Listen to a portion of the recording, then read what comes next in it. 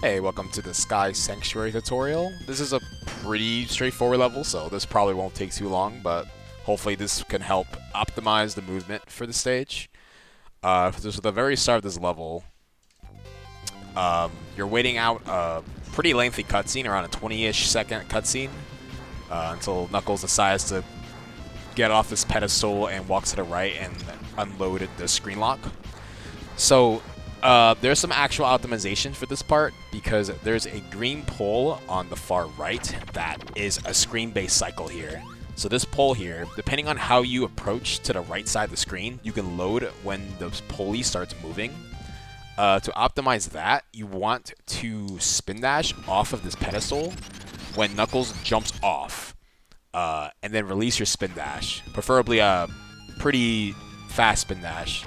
And if you time it right, the pulley will start rising up as soon as you come here. And if you time it wrong, as in like just coming here at any point you desire, you can run the risk of having it start at a really bad time and you have to wait it out for it to come all the way back down and back up. So to avoid that, you can just spin dash as soon as Knuckles jumps off. That's the job done. So afterwards, you want to jump off the pulley and then jump past this first pole, this first like foreground pillar that you bypass, and then you full jump over. And then there's a red spring you want to land on.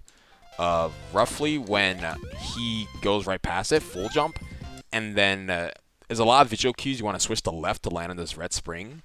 There's a set of rings on the very bottom of the screen that you can use as a decent cue. But I think the best cue, actually, is that there's a really nasty lag spike that happens due to a lot of the effects and the sprites, and especially the Egg Robo coming from the left. This is roughly when you want to switch to left, but that's roughly also the same time the lag spike happens. So I think a more easier cue is once you see the lag spike happen, once the game slightly slows down, that's a pretty good window to switch to left as well. And you more or less get the right inputs to switch to left, and then you land right on the red spring. And afterwards, you want to make sure you get a lightning shield halfway into this run through here, right up here, and then you want to insta shield and grab it from there. So while you're running through this part, you want to jump after the first 3 ramps upwards. And once Sonic is obscured by this foreground tower here, you want to just full jump and then insta shield.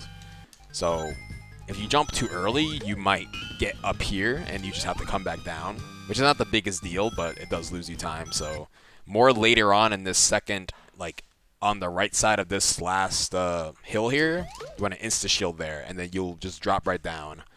You can either do two things after this, is just do a spin dash to the right, or just after you get this lightning shield, you can drift to the left and just land right on the yellow spring. Either or works. And after that, you'll hit this red spring that leads you up here,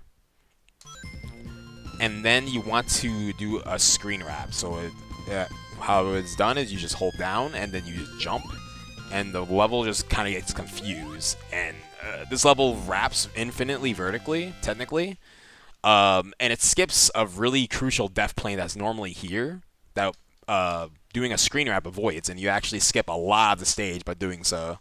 So if you jump and then hold right, an insta shield, a lightning shield, which is why you want to get the lightning shield, you can barely reach over here, which skips like 2 mini bosses in this level.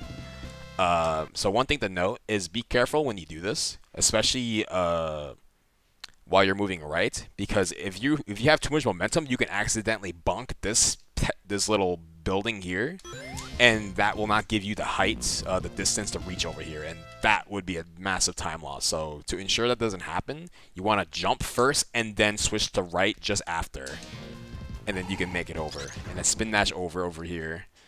And then you want to reach to this little tower here by jumping over the spikes. You could optimize this part by doing a mid jump and avoid bonking this and having to come over. But you run the risk of 2 things: getting hit by the spike here, if you time this wrong, and you will lose your lightning shield, which isn't as useful afterwards, but it does help for a part later. Or if you bonk this and you take too long to get inside this building, there's an egg robo that normally just comes out eventually, which if you're not prepared for it, you lose your lightning shield. So if you do bonk it, just by habit, just spin dash over so you'll kill the robo. So yeah, you come over here, and then normally you would have to run over this part. You run up all the way up here, and then you enter the final transporter to the Mechasonic fight. But we could do a little better than that. Once we get up here, there's a little spring that pops up from the floor. If you still have your lightning shield, you can spin dash, one tap spin dash to the right, and then jump, and insta shield up over here. And now we're to the Mechasonic fight. So this fight is very different from all the other fights in the game. It's not particularly RNG based, but what patterns Mechasonic decides to go for is based on power on cycles. So pretty much the time it takes you to get here based on power on from like the game powered on determines what the cycles are. So more or less what that means is you don't really have much control over what you get, what cycles you get. But he can only do one of two attacks every time he lands on the ground when he's airborne. So there's ways to optimize whatever pattern he gives you. So I have a couple safe state scenarios just so it helps. So just so you know what kind of attacks you have to go for if you want to optimize each hit. So when to start fights, you want to jump at him and just immediately get hit once he's like centered of the screen. That way you have iframes to get the first few hits without worrying about taking damage. So one of the two attacks he can do here is drop right down and slide to the left.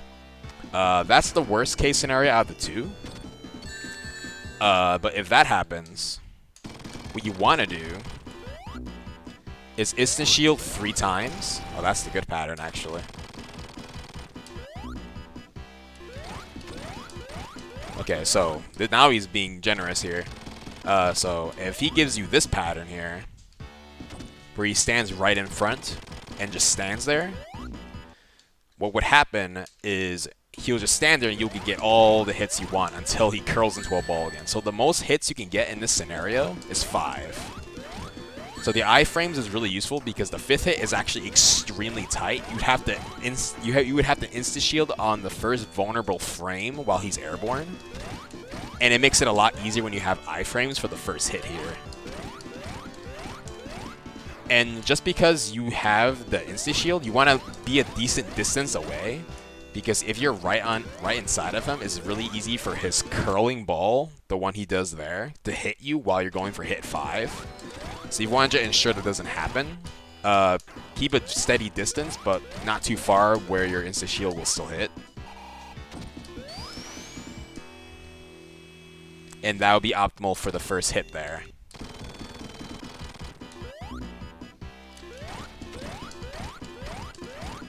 And if he comes over here, he will do one of the 2 attacks again in this scenario. And if he stands still again, then that's actually the most optimal you can get, if he does that. Well, of course, he doesn't do that all the time, so you would have to account for any kind of randomness he would give you. So I would have to see if he gives me one of the outcomes this time. Today I learned it changes by even on the save state. Okay, so now he's turning around like so. If this happens, he's going to slide to the left immediately. So the most optimal amount of hits you can get when he slides like this is 3. And then he's already on the left side. But you can get another 3 hits while he sits on the left, because he doesn't uncurl till much later. So what you want to do after hit 3 is spin dash towards him. And you can get hit 4. And then immediately jump just before you hit him, and then instant shield. So you can land on the ground while standing, and then screech while still holding left.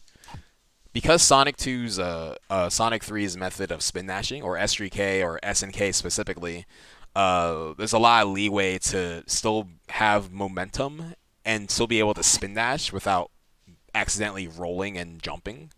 So you want to do is once Sonic turns around, immediately hold down again and spin dash, and repeat the process again until he turns around, and then do one more hit. So the sequence of hits is really quick, but you can get a maximum of 6 hits in this scenario, which is the most optimal you can get. So do it one more time.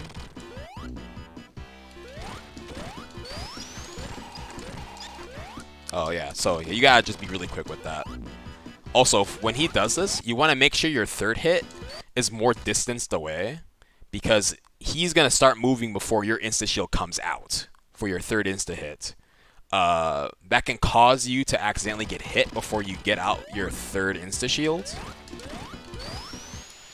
Or maybe you just miss him altogether. So you want to keep a distance after hit 2, so you make sure you get that third hit. And after hit 3, you want to just get into position for the 3 spin dashes. And you got it. So after that, it doesn't even matter what cycle he goes for after this, because you're only 2 hits away.